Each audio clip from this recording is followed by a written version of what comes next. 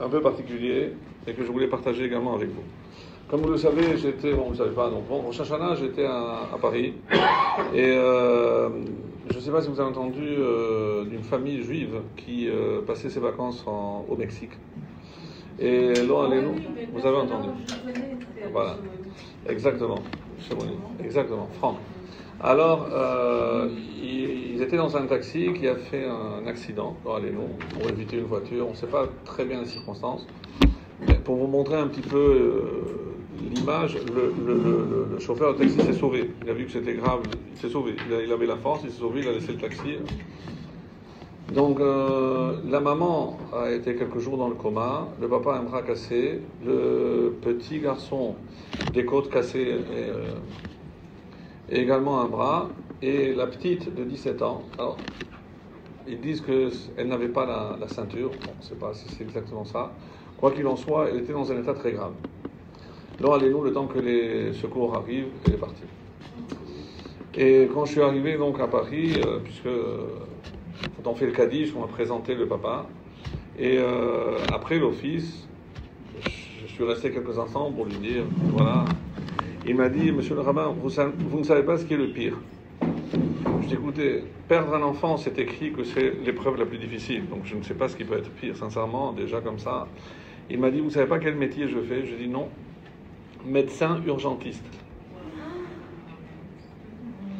J'ai dit, moi dans mon métier, je vois 2-3 morts par semaine. Et il se trouve que lorsque j'ai vu l'état de ma fille, je savais que si on n'intervenait pas dans les minutes qui arrivaient, elle allait partir. Et imaginez mon impuissance. J'avais pas de matériel, j'avais rien. Elle est partie dans mes bras, avec une impuissance, et c'est peut-être le plus difficile. Alors je lui ai dit, écoutez, si je suis venu que pour vous dire ça, sachez une chose, que même si vous aviez pas du matériel, un hélicoptère, et une salle préparée, si là-haut, Hachem avait décidé qu'il voulait la neshama de votre fille, il faut que vous enleviez entièrement cette culpabilité que vous avez. Parce que c'était décidé. Donc, il faut accepter. Maintenant, si vous voulez savoir pourquoi, etc., on n'a pas forcément les réponses à ces questions-là. Mais moi, je peux vous dire une chose. Et il me rajoute, vous savez que nous, on n'est pas du tout pratiquants. Mais ma fille, elle avait commencé à faire Shabbat. Elle avait commencé à faire Tsiniout. Et c'est comme ça qu'Hachem la récompense. Je lui ai dit, vous savez quoi? J'ai envie de vous dire, c'est pour ça qu'elle est partie.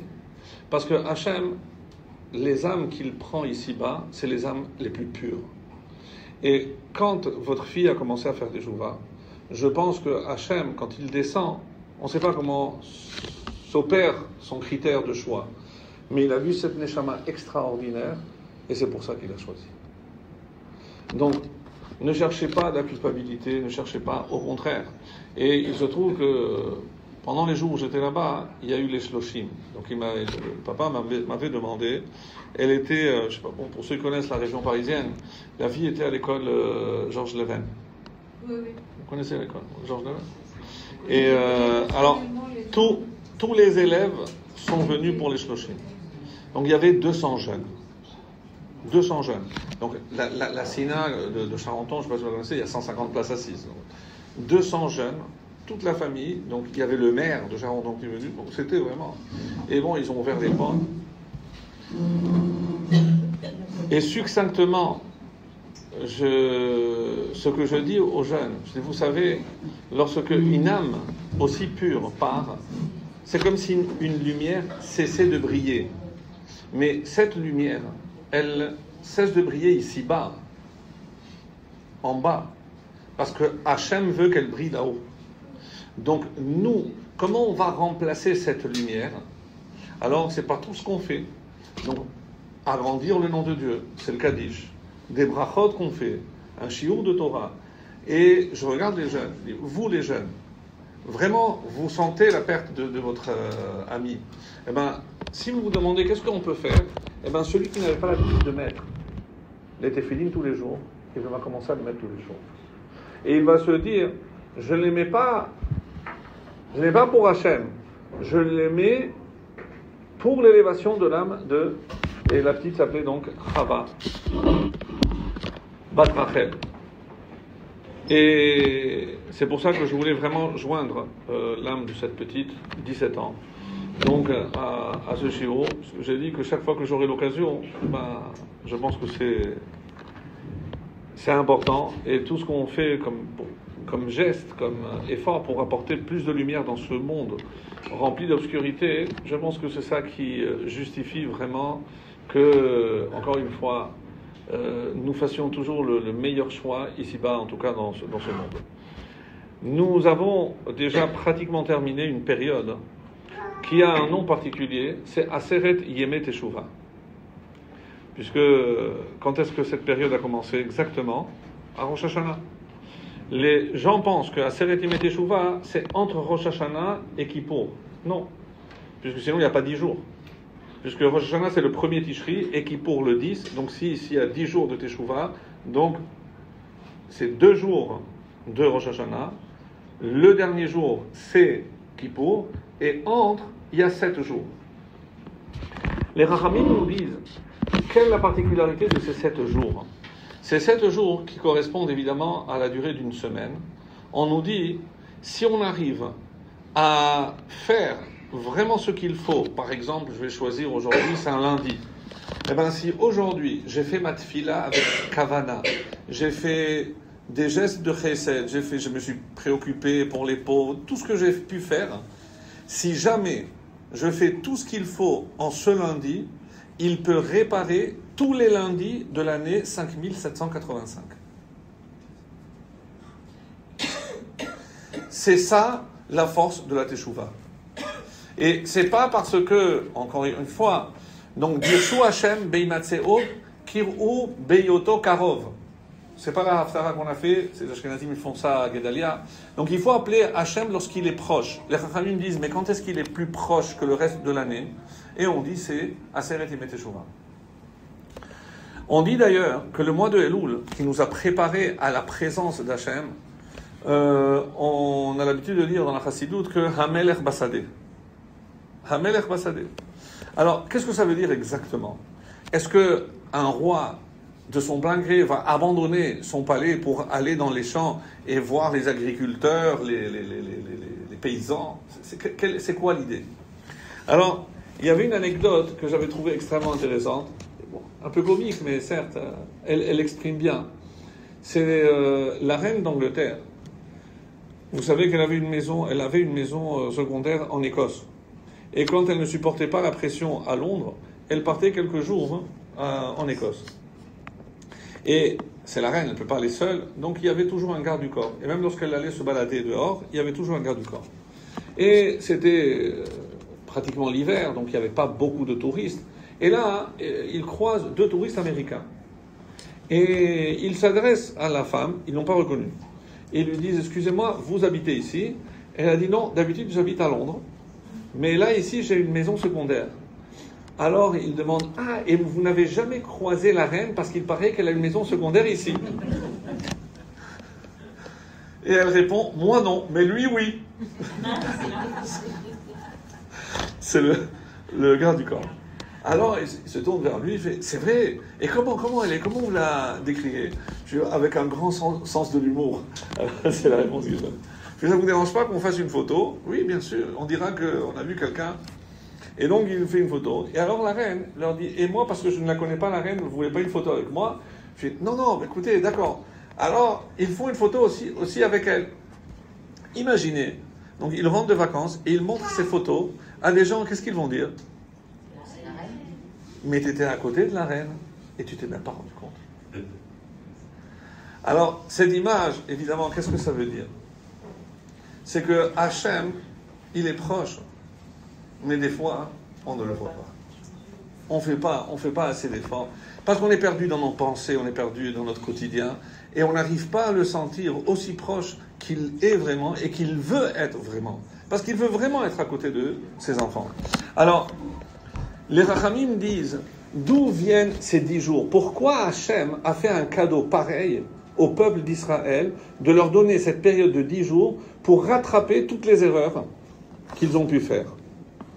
Alors, il y a plusieurs réponses très intéressantes. La vérité, c'est qu'il faudrait peut-être analyser chacune d'entre elles, mais on va s'arrêter rapidement, au moins pour avoir une idée globale de ce que ça représente. On dit comme ça, c'est que 10, qu'est-ce que vous connaissez avec le chiffre 10? Tout de suite, j'ai oublié qu'on est en hauteur ici à Nari. Alors, il y a les 10 paroles, les 10 commandements, il y a les 10 paroles de la création, et il y a également les 10 épreuves, bravo, d'Abraham Avinu. Ça, on laisse pour une autre fois. Mais les 3 avis qui sont donnés, c'est ce qu'on vient de dire. Pourquoi c'est important? Parce que ça voudrait dire, d'après cette similitude, que les deux jours de Rosh Hashanah, si je prends par exemple les Aseret Adiberot, c'est quoi? Anochi Hashem lo yelecha. Et qu'est-ce qu'on a fait tout Rosh Hashanah? On a été mamlich, on a couronné Hashem comme un roi. Et comment ça se fait? Anochi, on accepte qu'Hashem est le roi du monde. Velo yelecha, et évidemment qu'on va associer personne d'autre à Kadosh Baruch Hu. Donc ça, c'est les deux. Et c'est quoi le dernier? Donc Kippour, à quoi ça correspondrait par rapport aux 10 épreuves de Abraham? Akedat Yitzhak. Donc la Akedat Yitzhak, qui est le summum auquel un homme peut arriver ici, c'est quoi? C'est offrir son enfant pour Akadosh Baruch Hu. Et ça, c'est Kippour. Et dans les Aseret Adiberot, Lotachmod, tu ne convoiteras pas. C'est extrêmement curieux, pourquoi? Parce que le jour de Kippour, à quoi on est comparé? À des malachim. Et nous savons très bien que les malachim, il n'y a pas de kin'a, il n'y a pas de jalousie, il n'y a pas... Parce que chacun sait qu'il a une mission et que personne d'autre pourra lui enlever. Donc il n'y a pas de jalousie, il n'y a pas de convoitise, il n'y a rien. Il n'y a pas d'inimitié, il n'y a pas de haine. C'est à ce stade-là qu'on arrive à Kippour. On a compris que il ne devrait pas y avoir entre nous ni jalousie, l'otachmod, il y a toute la liste là-bas de ce que je ne dois pas convoiter. Par rapport à cela, il y a un midrash extrêmement beau qui reflète très bien ce que la Teshuvah représente. Vous savez qu'avant la création du monde, Dieu a créé certaines choses. Je ne parle pas de Pirkei Avot. Je parle de choses qui sont rapportées dans le midrash que Dieu a créé avant le monde. Entre autres, la Torah. Pourquoi la Torah? Parce que Istakel Beoraita ou Bara Alma. Comment Hashem a créé le monde? En regardant le plan. Donc, et c'est quoi le plan? La Torah. Donc Hashem regarde la Torah. Donc ce monde est le reflet de la Torah. Par ailleurs, donc on dit aussi la Teshuvah. Et le fait que la Teshuvah ait précédé la création du monde et donc de l'homme, qu'est-ce que ça implique? Que l'homme, on ne doit pas avoir honte. L'homme est fait pour fauter. On ne doit pas se cacher. Bon, vous allez me dire, oui, mais il y a quand même une limite, surtout chez nous les Sfaradim. Quand on vient devant Hachem, on lui dit, la vérité Hachem, on a fauté. Comment on lui dit? Vous vous rendez compte? On a fauté devant toi en chantant. Je veux dire, il y a une limite. Je veux bien qu'on vienne reconnaître qu'on a fait des erreurs, mais on vient en chantant. Oui, parce que grâce à ça, je peux faire Teshuvah. Grâce à ça, je peux faire Teshuvah. Quel est l'enseignement de l'homme le plus sage que le monde ait connu? Shlomo HaMelech. Comment il a défini le tzaddik? Sheva Yipol tzaddik vekam. Vous avez compris? Vous avez compris ça? Qu'est-ce que c'est un tzaddik? Celui qui tombe 7 fois vekam, il se relève. Et donc, ça veut dire, mais comment il peut être tzaddik? Il est tombé. Ça veut dire quoi en français qu'il est tombé? Il a fauté. Alors, quelle est la différence avec le rachat? Le rachat aussi, il a fauté. Le rachat, une fois qu'il a goûté à la faute, il aime et il reste en bas. Il ne se redresse pas. Parce que se lever demande des efforts. Et lui n'est pas prêt à faire ces efforts. Donc, il faut oublier la notion qu'un juif, c'est celui qui ne faute jamais. C'est entièrement faux. Et d'ailleurs, je vais apporter une preuve à cela. À Rosh Hashanah, au moment où on a ouvert le Sefer Torah, on a dit de la même façon qu'un jour comme aujourd'hui, le premier homme s'est présenté devant toi, tu l'as jugé, Veyatsa Bedimus. Comme ça c'est marqué. Il est sorti innocenté. Je vous demande, il a été acquitté, Adam? Je pose la question. Pardon? C'est un gros mot, là. Non, il a reçu des malédictions. Si vous voulez dire ça, il a reçu des malédictions. C'est ce que vous devez dire. C'est différent. Mais alors comment je peux dire qu'il est sorti acquitté? Acquitté. Dimous, il est sorti acquitté. Ah, parce qu'Hachem lui a dit, Beyom acholcha mimenu mot tamut. Le jour où tu mangeras, tu mourras. Est-ce qu'il est mort? Non. C'est la preuve qu'il a été acquitté. Parmi les arguments qu'il a présentés devant Hachem, parce qu'il s'est défendu tout seul, il lui a dit, Hachem, j'ai un problème. Je t'écoute. Quand monsieur a dit que l'homme, il a reçu 9 malédictions, ça ne fait pas de lui un être maudit. Il y a une nuance. C'est quoi les 9 malédictions? Entre autres, tout ce qui est marqué là-bas. Mais il y a 9 malédictions plus la mort, qu'il n'avait pas avant. Donc désormais, il est mortel. La femme a reçu combien? Elle a reçu, elle a bien reçu aussi. Eh ben, n'oublions pas que c'est quand même elle qui a proposé à l'homme le fruit. Donc, ça, on a tendance à l'oublier, mais c'est elle qui a proposé. Mais on dit la faute d'Adam, vous avez raison. Mais vous savez pourquoi on dit la faute d'Adam alors que c'est elle qui a goûté la première, c'est elle qui s'est laissée séduire par le serpent et c'est elle qui a proposé le fruit à Adam.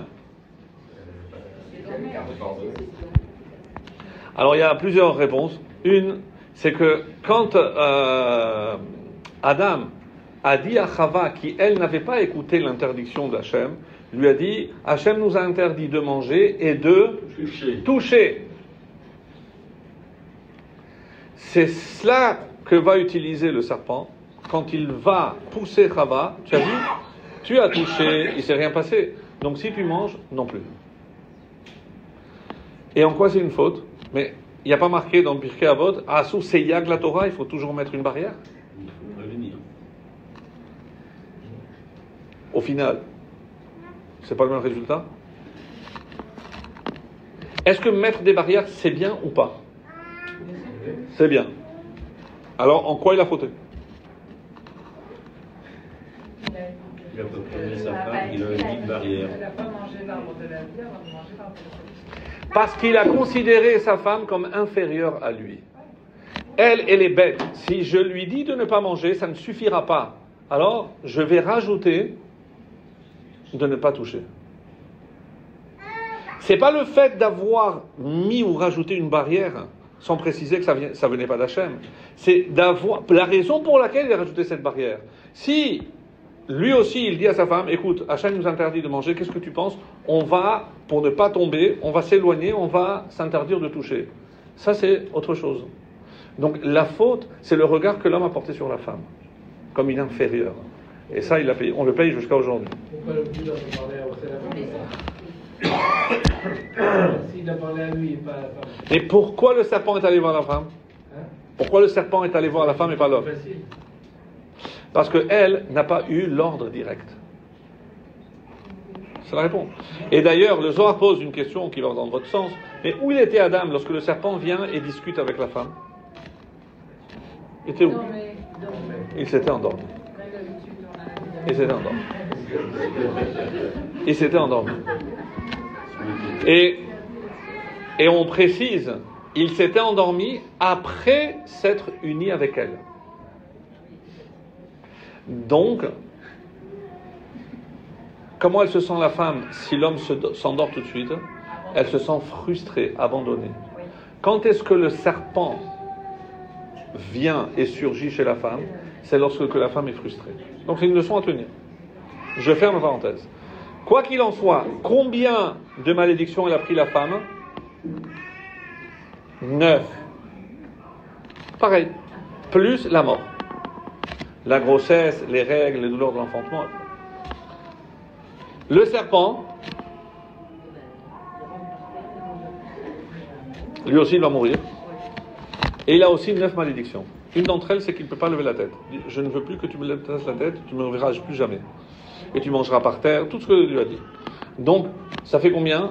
Chacun a pris 10, ça fait 30. Et le Midrash rajoute, et la terre aussi a reçu 9 malédictions. Et là, on saute au plafond. Quel rapport avec la faute? La terre, elle n'a pas participé. La terre a été la première créature à avoir fauté. Pourquoi? Parce que Hachem a demandé à être péri, un arbre fruit. Qu'est-ce qu'elle a fait la terre? À être rosé péri. Donc Hachem ne voulait pas de tronc. Il voulait tout fruit. Qu'est-ce qu'elle a dit la terre? Mais si je sors que du fruit, l'homme va tout dévorer, il ne restera rien. Je dis, mais ça, c'est pas tes oignons, ça. Quand Hachem te demande quelque chose, tu te contentes d'obéir et tes calculs, tu les laisses pour autre chose. Je te demande de faire quelque chose. Donc, il a attendu la malédiction des autres et pour inclure aussi la terre. Il y en a qui disent la terre ne peut pas mourir. Si, comme dans le désert, mais sinon il n'y aurait rien eu à manger. Donc, il n'y a eu que 9 malédictions. Maintenant, quand Hachem s'adresse à Adam, tu m'as désobéi, je t'avais dit de ne pas manger. Qu'est-ce que Adam va dire? Donc, nous, on connaît la réponse. Non, c'est pas moi, c'est la femme que tu m'as donnée.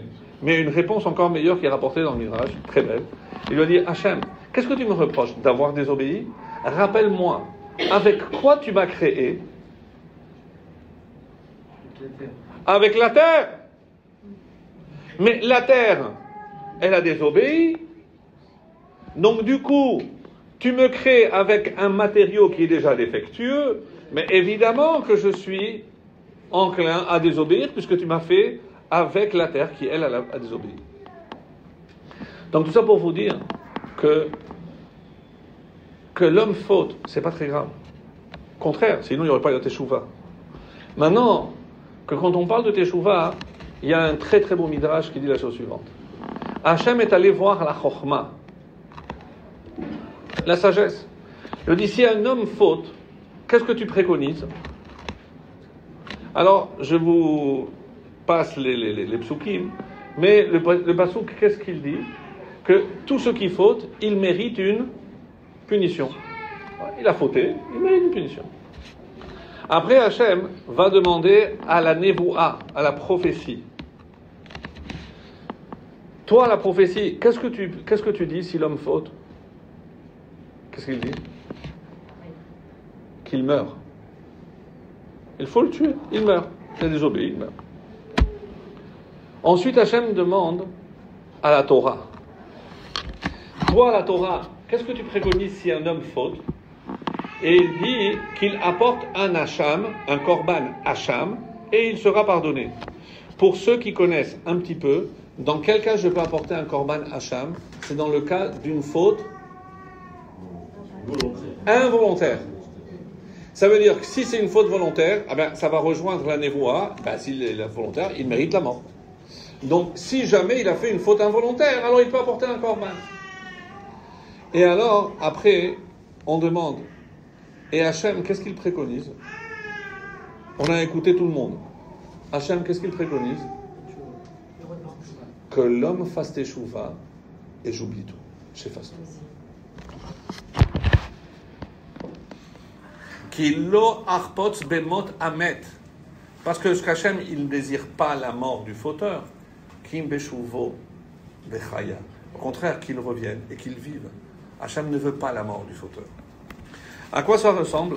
C'est cette histoire, elle est rapportée au nom du Maharal. Un jour, le roi a appelé un de ses plus grands confidents et il lui a dit, écoute, je vais te confier peut-être ce que j'ai de plus précieux dans mon palais, mais je te fais confiance. Et il lui a donné un vase d'une valeur inestimable. Et il lui a dit, tu vas me le garder. Un jour, ce conseiller, il a voulu sortir pour nettoyer, il a glissé des mains, et il tombe et il se brise. Qu'est-ce qu'il fait? Il ramasse tous les débris, il les met dans un sac, et maintenant il ne sait pas quoi faire. Alors il va demander à quelqu'un qui connaissait le roi.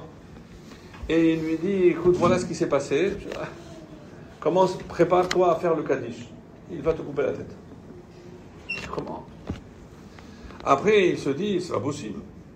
Il a dit, alors tu sais quoi? Essaye de demander à un conseiller qui est proche du roi. Et lui, qui le connaît bien. Et demande-lui. Il va demander, donc, il se renseigne sur un conseiller. Et qu'est-ce que le conseiller lui dit? Il lui dit, je suis désolé, mais comme toi tu as brisé son vase, lui il va te briser, il va te couper la tête. Il est déprimé. Alors il a dit, peut-être que si je vais voir celui qui a créé le vase, je peux lui demander de l'arranger ou de créer un pareil. Alors il se renseigne, etc. Il a vu, et il va voir le fabricant. Et il apporte tous les débris. Il lui dit, voilà, est-ce que vous pouvez me faire un à l'identique? Il a dit, non, ce modèle, on ne le fait plus. Qu'est-ce que vous pouvez faire pour moi? Je dis, écoutez, je peux faire fondre tous les morceaux, je vais essayer de refaire la même chose à partir, mais c'est pour qui? Je dis, c'est pour le roi. Le roi, il verra que ce n'est pas l'identique. Il verra que ce n'est pas l'authentique. Parce qu'on verra que c'est... Alors, il ne sait plus quoi faire. Il a dit, mais pourquoi je m'angoisse? Qui je vais aller demander? Au roi! Monsieur le roi! Pourquoi je commence à m'angoisser à droite et à gauche? Il se présente devant le roi, avec les débris. Il lui a dit, Sa Majesté, voilà ce qui s'est passé. Il m'a dit, ah, ne t'inquiète pas. Donne-moi les débris, parce que même ces débris sont chers à mes yeux. Ça, c'est le mashal du Maharal. C'est quoi le vase? Qu'est-ce que Hachem nous a donné de plus précieux pour le garder? Évidemment, c'est la Neshama. La Neshama qui est Chelek Eloka Mimal. Donc c'est une partie de divinité qui se trouve en nous. Donc, comment on peut interpréter maintenant qu'on l'a cassé, on l'a brisé? Comment on peut briser la Neshama? Quand on faute. Donc, quand on a fauté, maintenant, comment on peut réparer? Alors, on a demandé à la Chokhma, on dit, bah, ça y est, t'es fini, il n'y a plus rien à faire. Et on a demandé au fabricant. Et c'est qui le fabricant? Hachem, c'est le roi, c'est le dernier. Comment Hachem a créé le monde? À partir de la Torah. Donc, la Torah, qu'est-ce que la Torah elle te dit? Chaque Neshama est unique. Je peux t'en faire une, mais elle ne sera jamais pareille.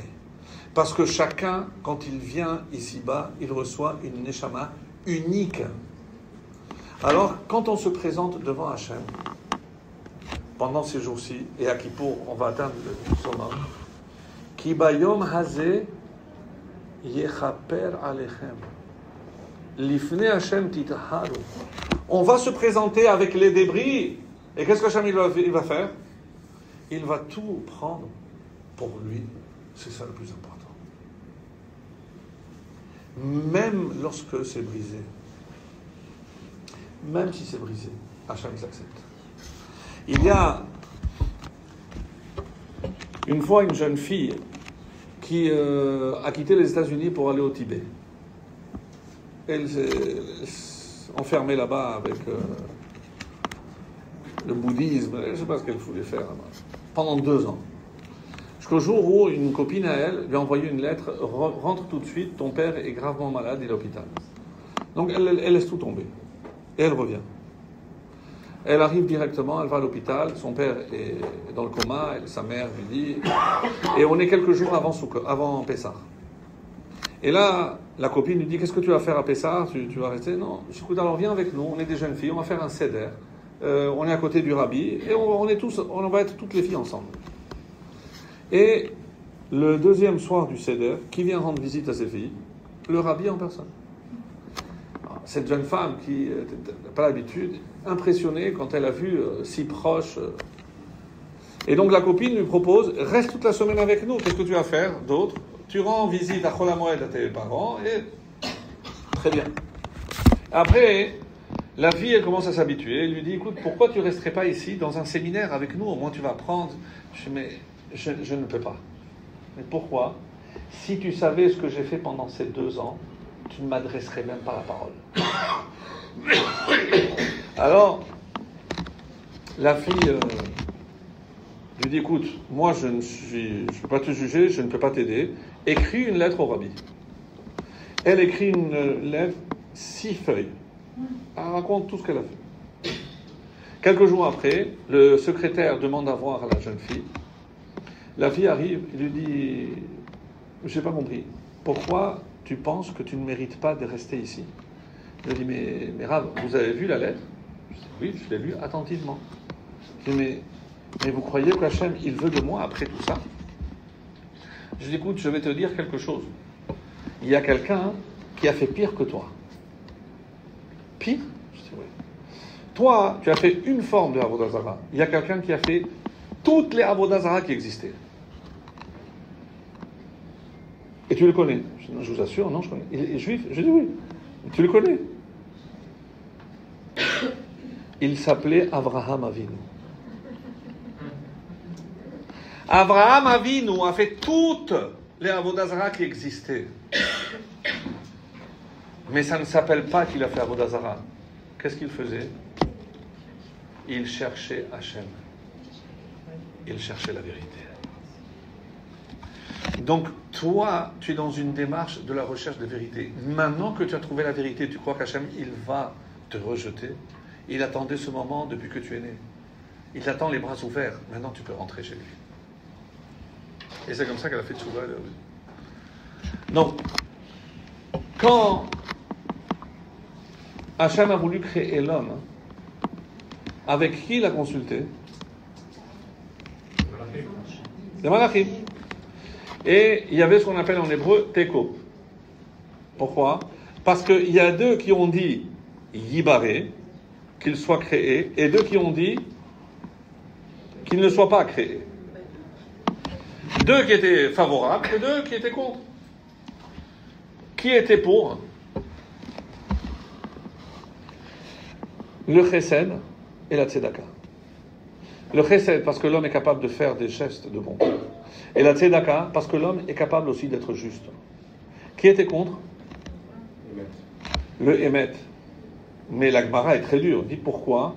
Ils ont dit l'homme il est kulo sheker. Il n'est que mensonge. Dur ça. Et qui était contre aussi? Le shalom. Pourquoi? Kulo ktata. Il n'est que dispute. Ah, c'est dur quand même. Donc du coup, il y a 2 pour, 2 contre. Qu'est-ce qu'on fait? Il faut départager. Et là, la Gemara nous dit quelque chose de stupéfiant. On dit comme ça, il a pris le émet et il l'a jeté par terre. Il a jeté le émet par terre. Et maintenant, il a rajouté, maintenant, émet, mais eretz titzma. Maintenant, la vérité va venir d'en bas. Et en attendant, comme il n'y a plus le émet en haut, il y a 2 contre 1. Naasa. Il n'a pas dit Naasa, Naasa. Entre-temps, il a été fait. Maintenant, nous, on est adultes. C'est des midrashim très mignons pour raconter à des enfants qu'il y a les malachim, etc. Mais sincèrement, que ça veut dire qu'Hachem, il a pris le émet, il a jeté par terre. Et les malachim disent, mais enfin, Hachem, comment tu peux jeter ce qui fait ta chotemet, chotamo shel HaKadosh Baruch Hu, émet? C'est ce qui te représente. Comment tu prends le émet et tu le jettes par terre? Qu'est-ce qu'ils vont dire? Alors, si Hachem... D'ailleurs, Hachem, il ment. Vous êtes sûr?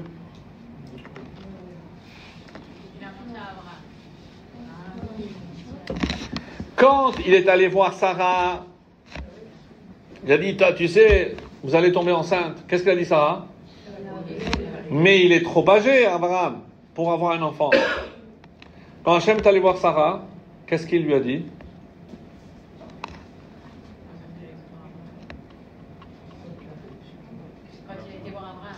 Quand il a dit à Abraham, pardon, j'ai confondu. Quand il était à Abraham, Sarah a dit qu'elle était âgée. Mais on regarde, mais c'est pas ce qu'elle a dit, elle a dit exactement la même chose, elle a dit que lui, il était âgé. Qu'est-ce qu'on apprend? Que pour le shalom, déjà, pour le shalom, on peut mentir. Pour le shalom. La preuve qu'on a dans la Torah, parce qu'il y a une très belle preuve dans la Torah. Il y a une seule paracha où il n'y a pas le nom de Moshe. Tetzavé. D'ailleurs, ça commence bizarre. Pas comme d'habitude, Vaidaber Hashem el Moshe, puisque s'il n'y a pas son nom. Ve'ata Tetzavé. Toi, tu ordonnes. Direct. Il n'y a pas de Moshe. De quoi parle la paracha de Tetzavé? Des habits du Kohen Gadol. Donc, et qui est le Kohen Gadol? Aaron. Donc, Aaron, Ohev Shalom, Verodev Shalom. Donc, quand Aaron est mis en avant, c'est-à-dire le Shalom, Moshe, il incarne quoi? Moshe, Emet, ou Torato, Torat Emet. Donc, Moshe, c'est le Emet. Donc, quand le Shalom est mis en avant, qui je mets de côté? Le Emet. Donc, il n'y a pas de Moshe. Pour laisser la place au Shalom. Donc, le Emet. Maintenant, ça, c'est une façon de voir que pour le Shalom, le Emet, des fois. Mais quand on dit que le Emet, là-haut, c'est la vérité absolue, l'homme n'a pas le niveau de vivre selon cette vérité absolue. Vous voulez un exemple très douloureux d'une vérité qu'on ne peut pas, avec laquelle on ne peut pas vivre ici-bas. Imaginez que j'étais allé voir ce papa, le papa de Chava. Il lui dit, vous savez, d'abord, il ne faut pas être triste. Et vous savez pourquoi? Parce que vous avez eu de la chance, Hachem a choisi la Neshama de votre fille. Est-ce que c'est un mensonge? Non. Non. Mais est-ce que cette vérité... Exactement. C'est pas une vérité qu'on peut dire ici. Pourquoi? Parce que nous, on ne peut pas vivre selon cette vérité ici-bas. C'est pas comme on dit en français, toutes les vérités ne sont pas bonnes à dire. C'est pas du tout que je parle. C'est que quand on dit par exemple que Moshe, il avait des problèmes de parole, vous croyez que c'est parce qu'il bégayait? Sérieusement? C'est que Moshe émet. Moshe, il est au niveau du émet absolu. Donc pour mettre des mots sur ce émet ici-bas, il n'arrivait pas. Il était à un niveau tellement élevé que les mots ne pouvaient pas rendre le émet qu'il incarnait. Et c'est pour ça qu'il parlait à sa place? Aaron. Mais vous croyez que parce qu'il était bègue? Sérieusement. C'est le Maharal qui explique ça. C'est parce que c'est lui, il incarnait le émet absolu. Donc maintenant, on a un émet qui est ici et qui doit sortir d'ici. Mais de quel émet on parle? À part Moshe, on a dit qu'est-ce qui est émet? Hachem, il est émet. Et quoi encore? La Torah. Donc si je dis que la Torah, elle est émet, et que maintenant la Torah, elle sort d'en bas, de quelle Torah on parle? Autrement dit, la Torah orale. Écrite, elle est descendue, puisque c'est Hachem qui l'a donnée. La Torah orale. Et vous comprenez que dans la Torah orale, lui il dit comme ça, et lui il dit comme ça. Et qu'est-ce que les Chachamim disent? C'est pas possible. C'est ou blanc ou noir. Non. Elu va elu, divrei Elohim chayim. Mais c'est pas possible que lui il ait raison et que lui aussi il ait raison. Ils disent pas la même chose. Ici-bas, oui. Et pour illustrer ça, il y a une très belle image que donnent les Chachamim. C'est imaginez que vous mettez un éléphant et vous mettez des gens autour. Vous demandez à chacun de décrire ce qu'il voit. Un, il va décrire la trompe. L'autre, il va décrire la queue. L'autre, il va décrire un pilier. Et qui a raison? Tous. La Torah orale, parce que maintenant elle est en bas, c'est Elu va elu divrei Elokim. Comment c'est possible? Mais même Hillel et Shammai, je ne peux pas faire les deux, parce que c'est ou l'un ou l'autre. Et qu'est-ce qu'on dit? Pour l'instant, on va faire comme Hillel. Mais quand le Mashiach viendra, on va faire comme Shammai. Ça veut dire que Shammai, il a raison ou il n'a pas raison? Oui, il a raison. Pas pour l'instant, mais il a aussi raison. Donc, on fait comme Hillel. Donc, les deux ont raison. C'est ça la vérité qui vient d'en bas. Et écoutez bien la suite, surtout pour les messieurs. Ça veut dire que si je dois justifier et dire Yibaré, que l'homme, oui, soit créé, il faut maintenant que je passe le Hémet du côté de ceux qui étaient favorables. Ça veut dire le Chesed, je peux être Chesed, je peux être Tzedek, mais il faut qu'il y ait 3 contre 1. Et comment je peux associer le Hémet du côté pour dire que le Hémet sera d'accord que je sois créé? Hémet me'eretz titzmar. C'est lorsque ce Hémet vient d'en bas. Et j'ai dit que c'est la Torah orale. Qu'est-ce qui justifie que l'homme soit créé? C'est que lorsque l'homme va s'occuper de la Torah orale. Vous comprenez, peut-être pour mesdames qui ont plus de difficultés, mais comme... Je rigole. Parce que ça ne vous concerne pas, c'est pour ça. Parce que vous n'avez pas l'obligation d'étudier d'ailleurs. J'aimerais que vous faites là d'ailleurs. Alors, pourquoi les hommes sont censés passer, et la mitzvah de Talmud Torah, comme on le dit tous les matins, Keneged Kulam? Comment c'est possible que l'étude de la Torah équivaut à toutes les autres mitzvot? Il y a des mitzvot importantes quand même. Pourquoi? Parce que chaque fois qu'un homme étudie la Torah orale, il est en train de justifier que oui, ça valait la peine de créer l'homme, Yibaré, et c'est pour ça que je justifie la création de l'homme quand j'étudie la Torah orale. La Mishnah, la Gemara, c'est ça l'importance. C'est ça ce qui est dit ici. Par ailleurs, à Rosh Hashanah, on a ouvert 3 livres. Vous connaissez ça? Vous avez entendu ça? Le livre des Tzadikim Gemurim, le livre des Rechaim et le livre des Benonim. Le seul qui est resté ouvert pour l'instant, Benoni. Puisqu'on a Hacham, il attend Kippo. Alors, j'ai un problème avec ça. Et je vais partager avec vous. Si je dis que les tzadikim, ils sont inscrits dans le livre de la vie, les Rechaim dans le livre du contraire, c'est ça? Et les Benonim, on attend.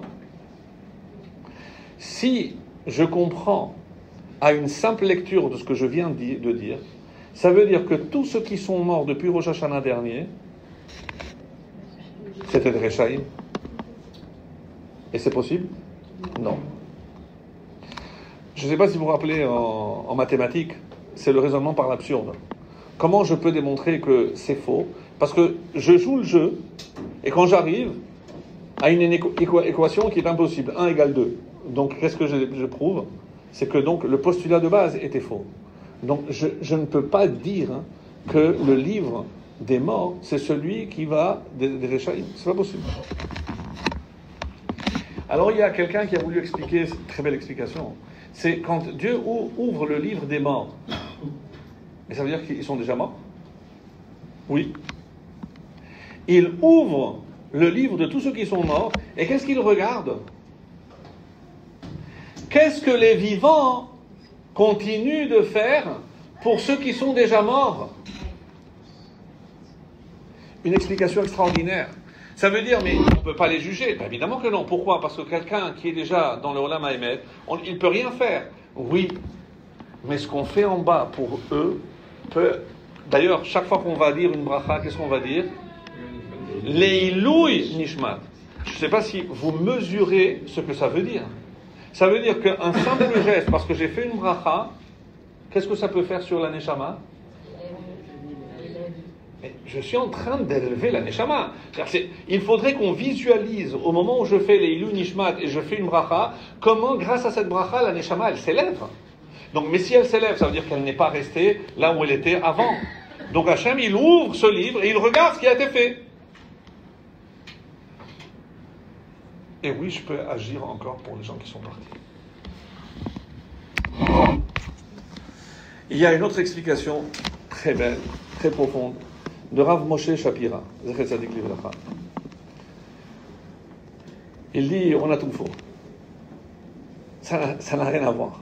Les livres dont on parle, c'est pas les livres où Dieu va inscrire ceux qui vont vivre. Pas du tout. C'est une explication révolutionnaire, mais d'une beauté, d'une profondeur extraordinaire. Il dit comme ça. Vous saviez que il y a un livre qui s'appelle Sefer HaYetzira. Vous avez déjà entendu parler. J'ai vu que vous étiez très branchés. Le Sefer HaYetzira. Et de toutes les façons, évidemment que le chiffre 10, quoi qu'on fasse, ça revient toujours au Séphirot. Parce que tout ce qui touche les deux mondes, la relation entre les mondes en haut et les mondes en bas, forcément ça passe par ces 10 filtres, ces 10 sphères. Donc, le corps humain, on retrouve ça dans le plateau du Seder, on le trouve partout, donc celui qui sait voir. Dans le Sefer HaYetzira, il est attribué à Avraham Avinu. Il est écrit là-bas que Hachem a créé ce monde comme un livre. C'est marqué. Il a créé ce monde comme un livre. Alors, si ce monde est un livre, qu'est-ce que je dois faire avec le monde? Je le lis. Je dois lire le monde. Je dois lire le monde. On est d'accord? Alors il y a ceux qui savent lire le monde, c'est les tzadikim gemurim. Eux, lorsqu'ils voient le monde, ils lisent ce qu'il faut. Et qu'est-ce qu'ils voient dans le monde? Puisque comment Dieu a créé ce monde-là? À partir de la Torah.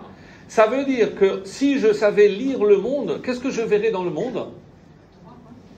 Qui a été le seul qui était capable de lire le monde comme ça?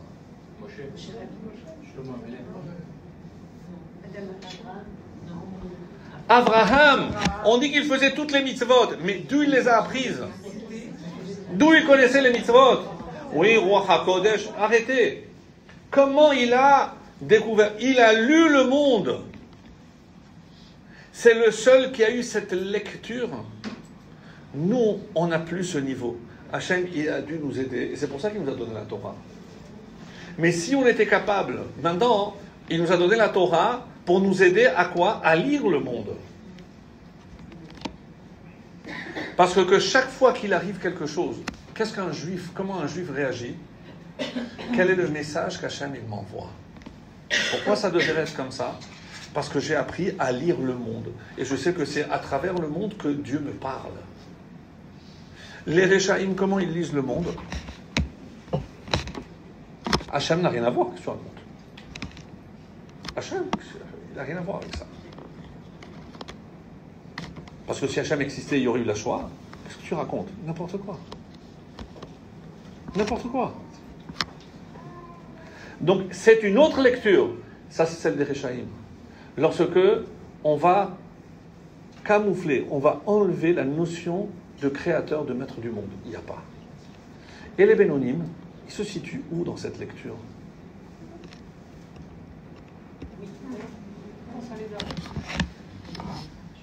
Lorsque tout va bien, c'est magnifique. Oh, merci Hachem, t'es le plus gentil. Vous savez, vous avez entendu parler du roi Ménaché? Ça vaut le coup. Ça vaut le coup. C'est un petit détour, mais ça vaut le coup. Son père, d'ailleurs, vous savez qui était? Chizkiyahu HaMelech. Et son grand-père, c'est le prophète Ishayahu. Donc une lignée, Bnei Nara, un roi, un prophète, le top. Chizkiyahu, donc le prophète est venu le voir, prépare-toi à mourir. Chizkiyahu. Pourquoi? C'est parce que tu n'as pas fait ton devoir. Je sers mon Dieu. Tu n'as pas eu d'enfant. Mais j'ai vu que si je vais avoir un enfant, il va être un rachat. Il va faire de la avoda zara. Et qui va être cet enfant qui va faire la Vodazara? Ménaché. Il va introduire des statues à l'intérieur du Hechal, dans le temple. Un niveau exceptionnel de Avodah. Qu'est-ce que le prophète lui a dit? C'est pas tes oignons.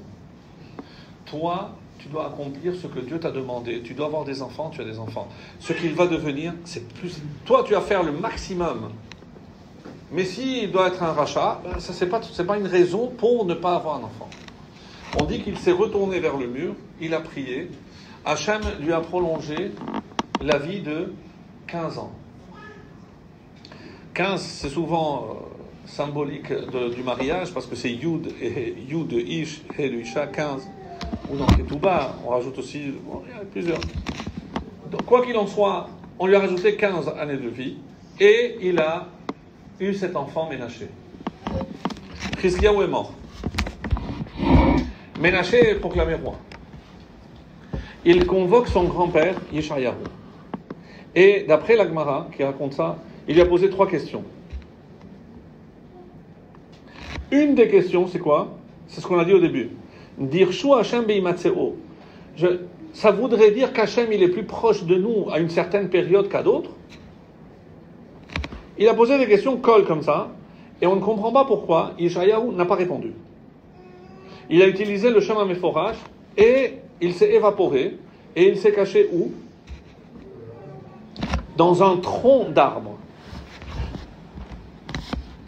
C'est pour que vous ayez une idée de qui était Ménaché. Et il envoie chercher son grand-père, pour le tuer. Et là, on a découvert, parce qu'on a vu les tzitzit, ils ont compris qu'il était caché dans l'arbre. Ils sont allés chercher une scie. Je dis, sciez-moi cet arbre. Ils ont scié l'arbre, et on dit qu'il a été scié, c'est comme ça qu'il est mort, Yeshayahu, ils l'ont scié, ils l'ont coupé, comme ça. L'horreur. On parle de Ménaché. Il a fait tuer son grand-père. Après, les Chachamim disent pourquoi il a eu une mort si atroce, parce que il avait mal parlé du peuple juif. Il a dit un peuple avec les lèvres impures. Il a dit, ah bon, tu vas mourir par les lèvres. Faites très attention à ce qu'on dit. Très dur. Ménaché est fait prisonnier. Écoutez la suite, c'est incroyable. Ménaché est fait prisonnier. Et à l'époque, ils avaient beaucoup d'imagination. Donc, qu'est-ce qu'on va faire avec un juif? On va le cuisiner. Pshuto kemashmao. Ils ont pris une grande citerne, casserole, sur le feu, avec de l'eau, et ils ont mis Ménaché dedans. Il fallait l'imagination. Qu'est-ce qu'il fait Ménaché? Il invoque toutes les divinités qu'il connaissait. En kol ve'en roné. Pas d'abonné au numéro. Alors il s'adresse à Hachem. Il lui dit, mon père me citait toujours ce verset. Alors, si c'est vrai que tu es là, montre-le-moi et je deviendrai ton serviteur. Il est rapporté que les malachim là-haut, c'est une image, ils fermaient les fenêtres pour ne pas que la prière de Ménaché arrive. Et Hachem, il a dit, je ne peux pas l'ignorer, sinon on va dire qu'il y a des juifs, parce qu'ils ont fauté, que je ne laisse pas faire teshuva, je ne peux pas laisser dire ça. On dit qu'il a fait un trou dans le kissé à Kavod, par lequel la tefila de Ménaché est montée. Il a fait un miracle, il s'est retrouvé sur son trône, il est redevenu le roi et il avait fait teshuva. Ça c'est Ménaché. Pour que l'on dise, même quelqu'un qui est arrivé aussi loin que Ménaché, eh bien s'il prie sincèrement, Hachem l'écoute.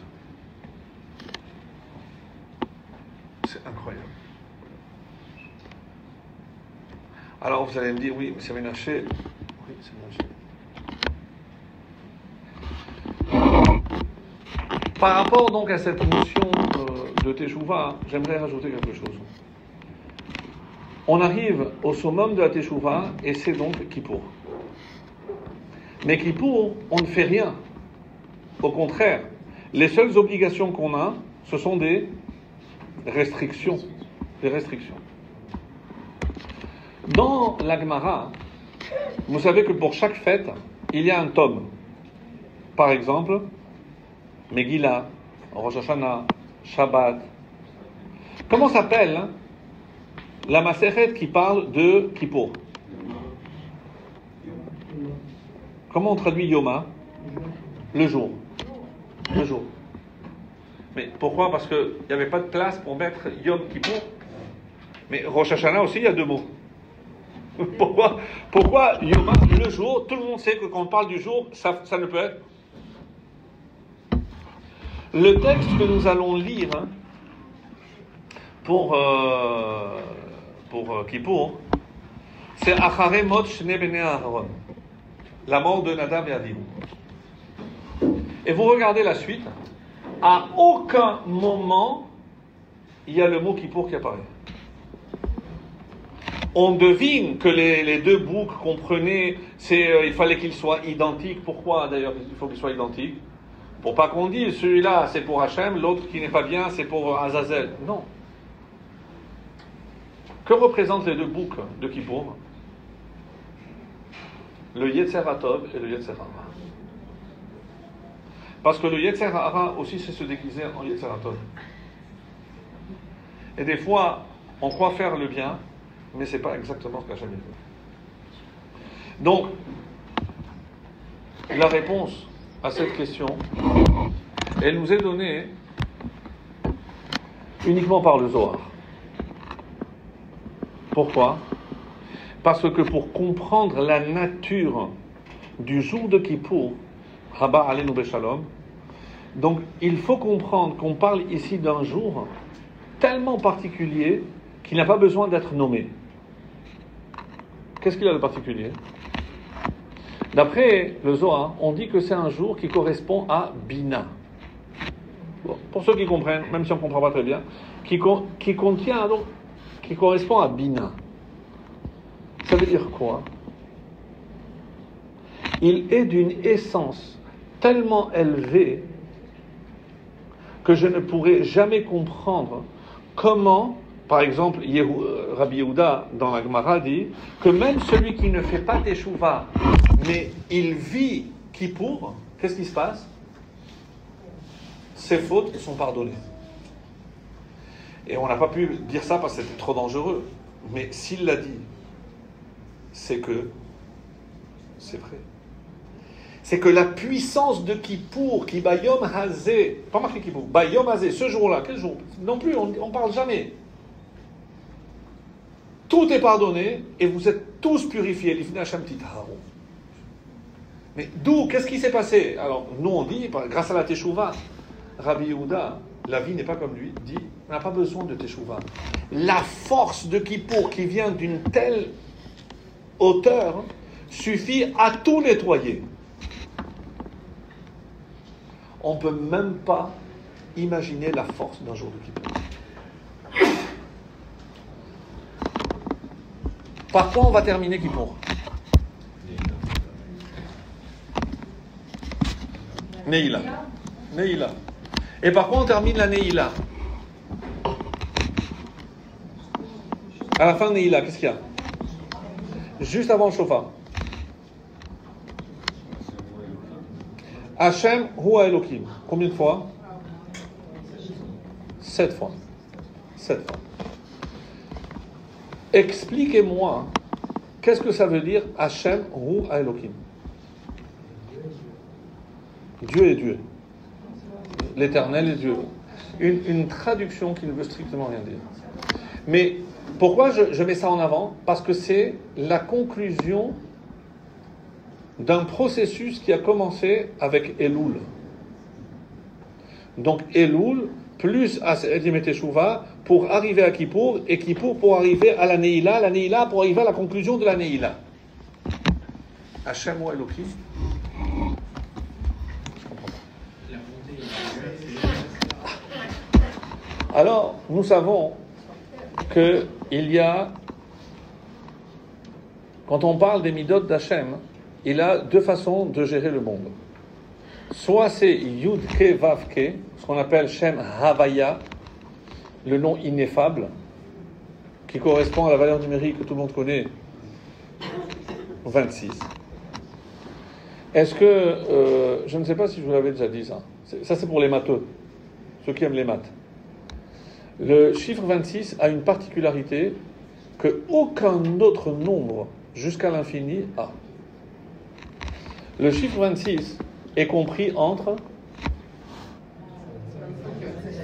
25 et 27. Bon, ça, jusque-là, c'est facile. Jusque-là, c'est facile. Ça, tout le monde a suivi. 25, c'est quoi? C'est 5 fois 5. C'est 5 au carré. 5 au carré. Et 27, comment je peux l'écrire? 3 fois 9, mais encore 3 au cube. 3 au cube. 26 est le seul nombre qui est compris entre un carré et un cube. Et qu'est-ce que c'est un carré? C'est une surface. Le carré, c'est une surface. Et le cube, c'est un volume. Qu'est-ce que 26? Qu'est-ce qu'il fait Hachem? Il passe du plan, de la surface au volume. Celui qui est capable de créer. Il passe du projet à la création. C'est une petite parenthèse pour les maths, mais c'est intéressant. Alors, non, c'est intéressant. Hachem ou Elohim. Donc, Hachem Havayé 26. Et Elohim, qu'est-ce qui est frappant dans le nom de Elohim? Ah, merci. Vous aussi, vous l'avez remarqué. On n'arrête pas de cesser que Hachem, il est Echad. Mais comment on peut prononcer Elohim au pluriel? C'est les attributs. Alors, parmi les différentes explications, puisque si je comprends que Elohim représente la rigueur d'Hachem, où s'exprime la rigueur d'Hachem dans le monde? Dans toutes les règles que je trouve dans la nature. Quand Hachem a créé le monde, il a imposé des règles, des lois. La gravitation, pourquoi les planètes ne s'entrechoquent pas, pourquoi lorsque la planète Terre elle tourne, pourquoi l'eau elle ne tombe pas, des questions bêtes. C'est parce qu'il y a des règles, il y a des lois. Mais d'où elles viennent ces lois? C'est Hachem, lorsqu'il a créé, il a imposé toutes ces lois.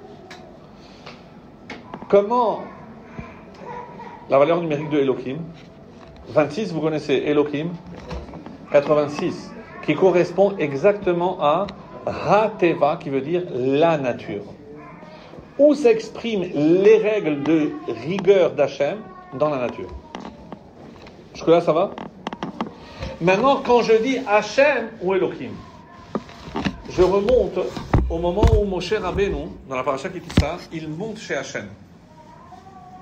Hachem lui dit, écoute, profite, si tu as une question, c'est le moment de poser ta question. Il lui a dit, oui, comment tu gères le monde? En hébreu, Har Enina et Kevodecha. Je traduis. Comment tu gères le monde? Hachem n'a pas répondu. Le Midrash dit, qu'est-ce qu'il a fait Hachem? Il s'est tourné, qu'est-ce qu'il lui a montré? Le nœud des téphilines.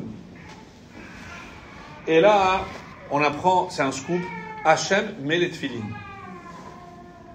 Ça aussi, je ne comprends pas, mais Hachem n'a pas de corps, n'a pas de tête, ça veut dire qu'Hachem met les téphilines. Mais ça ne pose pas de problème au Tosfot. Il dit, qu'est-ce qui a marqué dans les téphilines d'Hachem? Nous, qu'est-ce qu'on a dans les téphilines? Shema Israël Hachem Elokeinu. Qu'est-ce qu'il y a dans les téphilines d'Hachem? Mi kamocha ke... Mi ke'amecha ke'Israël goyachad ba'aretz. Qui comme ton peuple unique Israël? Et en quoi c'est une réponse? Quand vous regardez de face quelqu'un qui a les téphilines, qu'est-ce que vous regardez? Les deux lanières. Deux lanières. D'après la halakha, il y a une qui doit être plus longue que l'autre. C'est pas à cause du nœud. C'est une halakha. Il faut que la lanière de droite soit plus longue que la lanière de gauche. C'est une halakha. Pourquoi? Parce que le côté droit représente le chesed. Et la gauche représente la gvura, la rigueur. Le chesed est représenté par quel personnage? Abraham.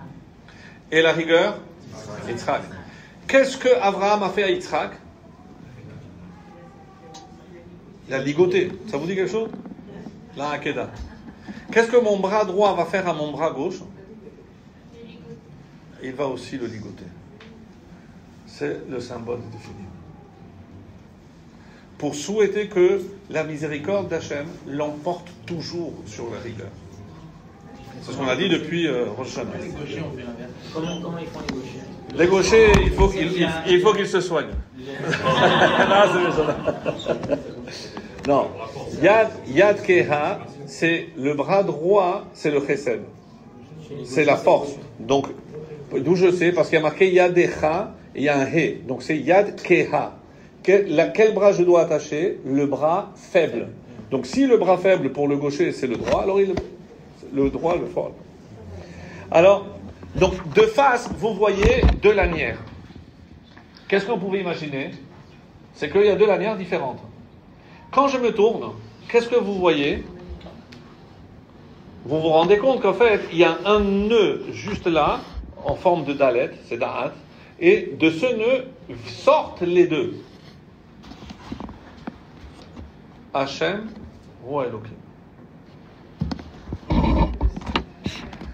Qu'il n'y a pas le Dieu de bonté et le Dieu de rigueur.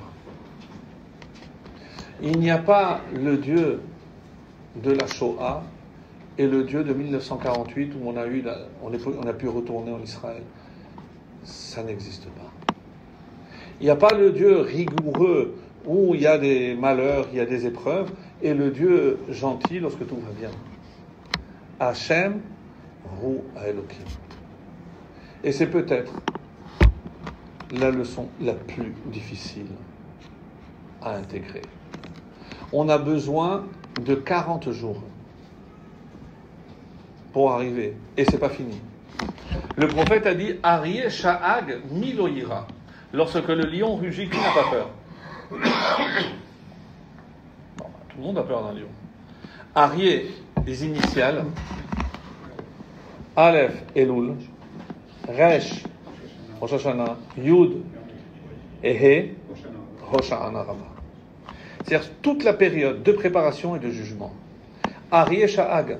On sait qu'on va vers le jugement, puisque c'est vrai que la sentence, on sera scellé à Kippour. Mais quand est-ce qu'on va donner le pétek pour l'exécution de la sentence? Hoshana Rabbah. Ce qu'on appelle, dans la Chassidoute, Messirat HaPetek. Je ne sais pas si vous avez vu des films avant, quand il y avait le juré qui rentrait, il remettait le pétek au juge, qui lisait. Imaginez, c'est ça ce qui se passe à Hoshana Rabbah. C'est Messirat HaPetek. Tout ce qui a été déjà scellé, mais c'est là où on va. Donc on a encore la possibilité de se rattraper. On a encore la possibilité de se rattraper. Et je voudrais rajouter, puisqu'on a parlé de Kippour, un dernier point, et on va terminer avec celui-ci. Parmi les interdictions on a parlé tout à l'heure des interdictions de Kippour, on dit que comme Hachem a créé l'homme, il ressemble à un ange, mais il ressemble aussi à un animal. Et en quoi on ressemble à l'animal? Par trois choses. Non. En quoi on ressemble à l'animal? Pas à quel animal. En quoi? On mange et on boit, la reproduction et les besoins. Et les besoins. Non. Comme l'ange, on dit da'at, conscience du divin. Koma zekoufa, on se tient debout. Et qu'est-ce que la position debout fait de nous? Je crois que c'est Manitou qui avait dit. C'est le trait d'union entre le ciel et la terre. Quand le cerveau, comme l'échelle de Yaakov, Rosho Bashamaim, et les pieds sont sur terre. Donc c'est nous qui faisons le lien entre les mondes supérieurs et les mondes inférieurs. Comme les malachim. Et enfin, Mesaperim Belashon HaKodesh, on parle, littéralement on raconte. On raconte ce qu'on voit, c'est comment on lit le monde. Et comment, Lachon HaKodesh, comment vous traduisez? La langue? De la sainteté. C'est pas Lachon Kedosha, Lachon HaKodesh. Lachon Hara, c'est le langage du mal. Le langage de la sainteté. Et qu'est-ce qui est plus kadosh que la Torah? C'est-à-dire que lorsque je parle de Torah, je suis Mesaper Belachon HaKodesh. Ça peut être en italien, en français ou en anglais. Lachon HaKodesh. Parce que les malachim, ils ne parlent que ça. Ils ne parlent pas l'araméen. Alors, à Kippour, qu'est-ce qui se passe? On a dit qu'on est comme des malachim.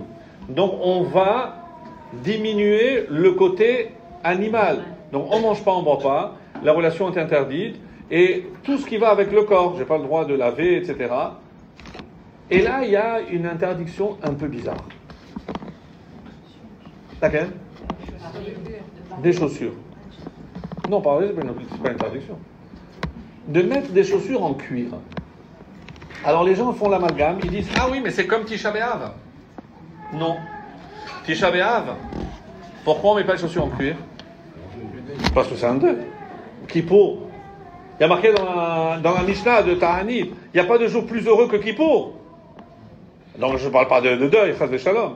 Donc pour quelle raison je ne mets pas les chaussures à Kippour? Alors il y en a qui disent c'est un inouï. Un inouï, pourquoi? Parce que le cuir, c'est confortable. Je sais pas, vous avez essayé des baskets? Et des crocs? Alors, comme certains disent, oui, mais avec des baskets, il n'y a pas de inouï. Alors, il y a certains, vous savez ce qu'ils font? Ils achètent une ou deux tailles plus petites, et comme ça, toute la journée, ils s'ouvrent avec le... Oui, non, il y en a qui font ça. Parce que sinon, c'est pas un inouï. Si c'est un... Les baskets, c'est pas des chaussures. Hein? Les baskets, c'est pas des chaussures. Oui, c'est pas des vraies chaussures. C'est cuir, c'est cuir. Donc, ça, c'est ma question. C'est la supériorité sur l'animal, c'est pas ça? Parce que Moshe Rabbeinu, il a enlevé. Moshe, il a enlevé. C'est dominé l'animal. Alors, je vais vous raconter une anecdote et après on répondra. C'était pendant la Shoah, à Auschwitz, ceux qui avaient la force encore de travailler, ils partaient le matin très tôt, ils revenaient le soir. Et évidemment, ils étaient esquintés, ils devaient couper le bois, c'est en plein hiver, -20. Et un jour, en marchant, lorsque les prisonniers allaient vers la forêt pour couper le bois, un des soldats remarquait qu'un des prisonniers avait une chaussure qui était déchirée. Il lui a dit, si elle est déchirée, tu l'enlèves. Donc il a fait enlever la chaussure, il a dû marcher avec un pied nu, pratiquement. Avec, évidemment, imaginez marcher sur la neige, etc. Sur le retour, à peine il a entamé le retour, il y avait un autre soldat qui a vu, tu as qu'une seule chaussure, ou les deux ou aucune, tu l'enlèves. C'est la cruauté gratuite. Et imaginez dans quel état il est arrivé dans le baraquement. Les pieds en sang, la peau déchirée. Et à côté, il y avait un autre juif. Quand il a vu ça, il a dit, je ne peux pas le laisser dans cet état. Il n'a pas de chaussure, chacun avait à peine difficilement une chaussure. Mais il avait réussi à garder une pierre précieuse, minuscule, dans ses affaires. Et il savait qu'il y avait un des capots qui pouvait obtenir avec des moyennants. Et il allait le voir, je lui ai dit, écoute, tu vas te renseigner, elle a beaucoup de valeur. Je lui ai dit, qu'est-ce que tu veux? Je lui ai dit, une paire de bottes, bien fourrées. D'accord. Il lui apporte une botte toute neuve. Et au moment où il allait les passer, il s'est dit, non, je ne les ai pas prises pour moi. Donc il les prend et il l'amène chez l'autre qui avait les pieds baissés. Il dit, voilà, ça c'est pour toi. Il le regarde comme si c'était Moshe Rabbeinu. Mais pourquoi tu fais ça? Je ne peux pas rester comme ça. Grâce à ça, ils étaient fourrés, donc il a pu, et il a fait les allers-retours. Les deux ont survécu à la Shoah. Après, les chemins se sont séparés. Celui qui avait donné les bottes s'est retrouvé aux États-Unis, et l'autre, il s'est retrouvé en Israël. Et pendant des mois, il a cherché pour renouer contact avec celui qui lui avait sauvé la vie, parce qu'il était convaincu qu'il lui avait sauvé la vie, pour le remercier. Et il a mis, après, quand Yad Vashem s'est mis en place, il a réussi à trouver l'adresse. Vous savez ce qu'il a fait? Il a pris une boîte, il avait gardé les chaussures. Il a mis les chaussures dans la boîte, il les a gardées, et il a écrit une lettre de 3 pages. Parce que l'autre a reçu la lettre, pendant 3 jours il a pleuré. Imaginez tout ce qu'il a dû... Et comme il lui a laissé l'adresse, il l'a contacté, il a dit « Téléphone-moi, il faut impérativement qu'on se voit ».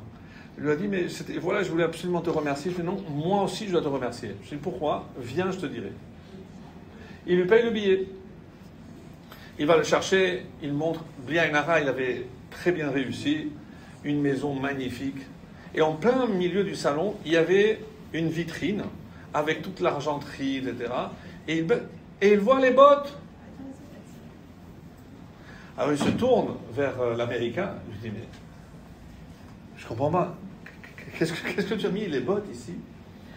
Je lui ai dit, écoute-moi bien, avant de recevoir ces bottes, j'ai oublié qui j'étais.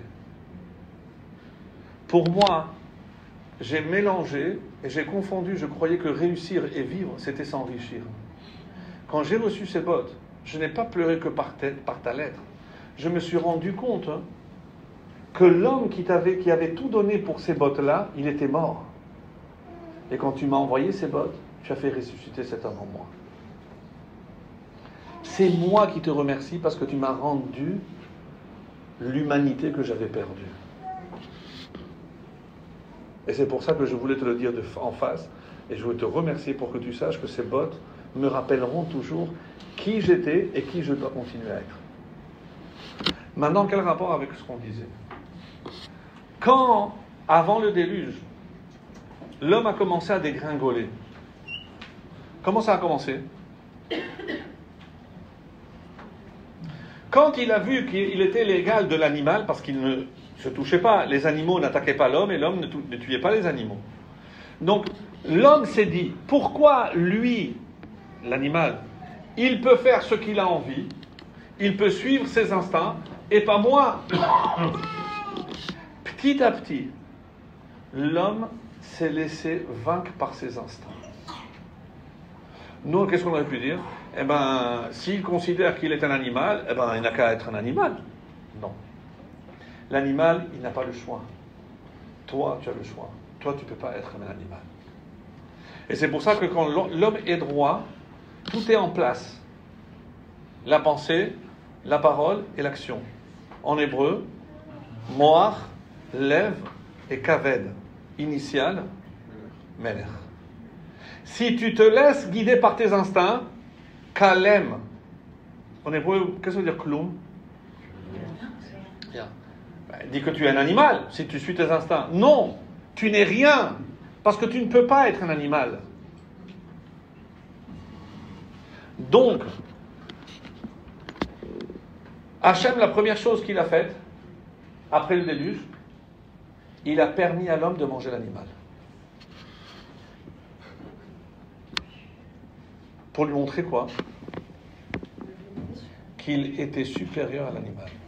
Et qu'il devait maîtriser, pas l'animal, comme c'est marqué dans la Torah, Urdu, et dominer. Rachid donne deux explications. Urdu, c'est vous devez dominer, mais pas l'animal dehors. L'animal qui est en vous. Une Gemara étonnante nous dit qu'un homme vendra les poutres de sa maison pour acheter des chaussures. Des chaussures. Là, dans le Talmud de Yerushalayim, c'est pire. Il vendra tout ce qu'il a pour acheter des chaussures. Pourquoi? Pour qu'il puisse sortir et faire ce qu'il a à faire. Vous savez que le jour de Kippour, on ne fera pas une des brachot du matin. Laquelle? Chez Asali, comment vous traduisez? Qui m'a fait tout, kol tzorki, tous mes besoins. Et pourquoi je ne fais pas cette bracha? Elle correspond à quoi? Aux chaussures. Je pas compris. Les chaussures, c'est tous mes besoins. Est-ce que vous avez remarqué que dans toutes les brachot, elles sont au présent? Malbish, Zokef, Pokeach, tout est au présent, sauf celle-là. Comment elle est dite? Chez Asali, qui m'a fait tous mes besoins. Mais quand? Quand est-ce qu'il m'a fait ces besoins-là? Vous avez compris? Et en quoi les chaussures, c'est tous ses besoins?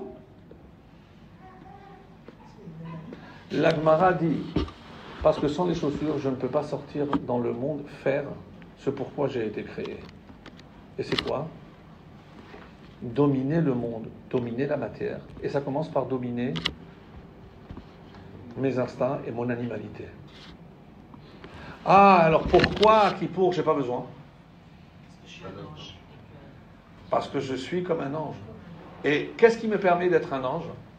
Et ça, ce qui est très beau, c'est dans une autre Gemara dans Nedarim, qu'est-ce qui a marqué? La Gemara, rarement elle fait ça. Elle fait des gematriotes. Alors c'est bizarre, des gematriotes, la Gemara. Elle dit la gematria de Ha-Satan, 364. Qu'est-ce que la Gemara déduit? Parce qu'il y a un jour où le Satan est au chômage. Travaille pas. Kippour. Kippour, Hachem a dit au Satan, toi tu restes là, tu bouges pas. Et tu déranges pas mes enfants. Donc j'ai pas besoin de dominer mon animalité, mes instincts, le monde. Pourquoi? Parce que Hachem, pour me permettre de me hisser comme un malach, il a fait taire le Satan. Et toi, aujourd'hui, tu te tais, tu fais rien. Incroyable. Première explication. Deuxième, pour la conclusion. Quand Hachem a dit à Moshe, Shal ne'alecha me'al raglecha, enlève tes chaussures. Pourquoi? Parce que la terre que tu vas fouler, elle est sacrée. On sait où c'est? On sait? Mais où? On sait où? Mais si c'est sacré, il fallait qu'on garde, c'est un endroit sacré. On ne sait pas. Il y avait une église là maintenant. Oui, parce qu'ils disent Moussa là-bas. Qu'est-ce qui a fait que cet endroit était sacré? Pourquoi cet endroit était sacré, mes amis? Parce que la Shekhinah était là. Si Hachem était présent, ça veut dire que la Shekhinah est là. Et si la Shekhinah est là, la terre n'est plus maudite. Parce que comme la terre avait été maudite, je vous rappelle de tout à l'heure, comme la terre a été maudite, Hachem a demandé à l'homme, pour ne pas être en contact avec quelque chose qui est maudit, tu dois mettre des chaussures en cuir. C'est la seule chose qui peut faire écran pour ne pas être en contact avec quelque chose qui est maudit. Ah, les Kohanim, dans le code de Génération, pas besoin. C'est Kadosh. Et la Shekhinah, plus besoin. Vous savez ce que ça veut dire que à Kippour, peu importe où est le juif, il n'a pas besoin de mettre des chaussures en cuir. Ça veut dire que la Shekhinah est là. Même ici à Naria, surtout ici à Naria. Amen. Sans aucun doute. Vous comprenez? Et maintenant, Hachem ou Elohim, pourquoi cette fois? Parce que, pour ceux qui connaissent, il y a ce qu'on appelle les Sheva Reki'im. Il y a les 7 cieux. Hachem, depuis Elul, il a commencé à descendre jusqu'à arriver à Kippour, où il est, là. Et à la fin de Kippour, qu'est-ce que la Shekhinah fait? Elle repart. Hachem ou Elohim, on dit au revoir à la Shekhinah. 1 monde, 2 mondes, 3 mondes, et 7 fois, la Shekhinah elle retourne là-haut. Ça, c'est le jour de Kippour. Ça, c'est Kippour. Que cet endroit soit mamash, que vous sentiez la présence de la Shekhinah. Bezrat Hashem. En remerciant mon ami Gary de l'opportunité qui m'a été donnée de m'adresser à vous véritablement, et que cette Kehila, elle se renforce de plus en plus, qu'on soit tous inscrits dans le livre de la vie, la vraie vie, comme on l'a compris, que la vie, c'est la vie spirituelle, et que, Ezrat Hashem, elle ne fasse que s'élever. Donc c'est bien parce que pour vous, c'est plus facile, parce que vous venez d'en bas, donc c'est comme le Emet, donc Ezrat Hashem, que vous montiez, qu'Hachem accorde à chacun ce qu'il désire de plus cher pendant cette année, et pour nous tous, le Klal Israël, le retour des Chatoufim, Ezrat Hashem, la protection de tous les soldats, et le shalom, puisque s'il y aura le shalom en Israël, il y aura le shalom dans le monde. Be'ezrat Hashem. Et ça voudra dire que le Mashiach sera là, Alors on est appelé à se croiser à Yerushalayim, parce que c'est pour assister à l'inauguration du Beth Amikdash. Après vous reviendrez. Shana Tova et Khatima Tova.